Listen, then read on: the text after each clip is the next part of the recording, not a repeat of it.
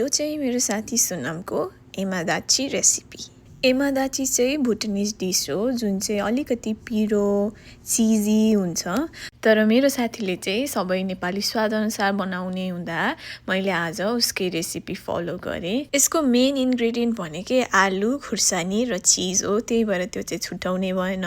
त्यसबाहेक अरू जुन पनि तरकारीहरू हाल्न सक्नुहुन्छ। मैले चाहिँ बन्दा र मसरुम हालेँ। बन्दा र मसरुमबाट पानी निस्किने हुँदा आलुलाई पनि पाक्न मद्दत गर्दछ।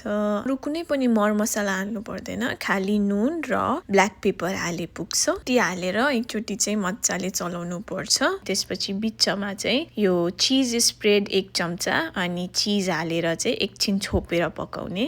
त्यसपछि त्यसलाई मजाले चलाउने। यतिन्जेलसम्ममा चाहिँ हाम्रो आलु पनि मजाले पाकिसकेको हुन्छ अनि यो यस्तो देखिन्छ। यसलाई चाहिँ हजुरहरूले खानासँग मुसेर खानुभयो भने एकदमै मिठो हुन्छ।